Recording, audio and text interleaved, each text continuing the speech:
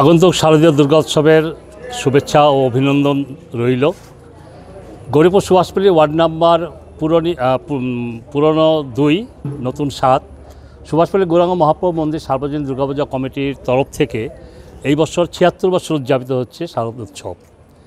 এই শারদোৎসবটি আমাদের বাঙালির ঘরে ঘরে, শুধু আসাম নয়, ভারতবর্ষের নয়, ভারতবর্ষের বাইরেও বিভিন্ন প্রান্তে এই সময়টা সুন্দর একটি উৎসব, বিশেষ করে বাঙালি সমাজের মধ্যে।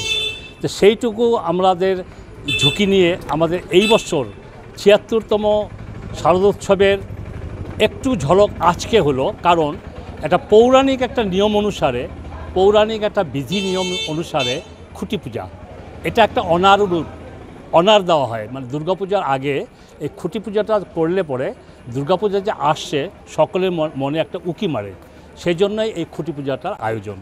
এটা অনেক স্থানে করা হয়, অনেক জায়গায় করা হয় না, কিন্তু আমাদের এখানে 2 বছর থেকে পুরোপুরিভাবে হচ্ছে। যাই হোক, এই উৎসবের সকল স্তরের মানুষের উদ্দীপনা, মানুষের সহায় সহযোগিতা আমরা কামনা করছি, এবং আমাদের সার্বজনীন দুর্গাপূজা কমিটিতে যে সকল মহিলারা আছেন এবং পুরুষরা আছেন, সকলের উদ্দীপনায় অক্লান্ত পরিশ্রমে এই পূজাটি উদযাপিত হয়। আমরা আশা রাখছি গত বছরের তুলনায় এবার আরও ভালো হবে।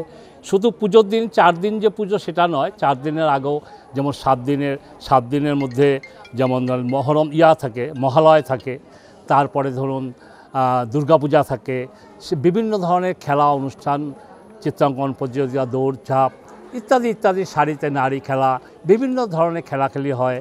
তারপরে যেমন বিজয়া দশমী হয়, বিজয়াদের সম্মিলনী হয়, সবার আশীর্বাদ গ্রহণ করা হয়, ইত্যাদি ইত্যাদি বিষয়ে আমরা এবার প্রস্তুতি নিচ্ছি। আমরা আশাও রাখছি সকলের উদ্দীপনা, সকলের জন্য একসাথে আমরা থাকি। বিভিন্ন স্তরের মানুষকে নিয়ে যে আমরা বসবাস করছি, তাদের সকলকে আমরা আহ্বান করছি। সকল স্তরের মানুষকে আমরা গৌরীপুর সুভাষপল্লী গৌরাঙ্গ মহাপ্রভু মন্দির কমিটির সদস্যবৃন্দের পক্ষ থেকে এই আগন্তুক শারদোৎসবের অভিনন্দন জ্ঞাপন করছি। আশা রাখছি আপনাদের সামনে আমরা আসতে পারি এবং সুন্দরভাবে গড়ে তুলতে পারি।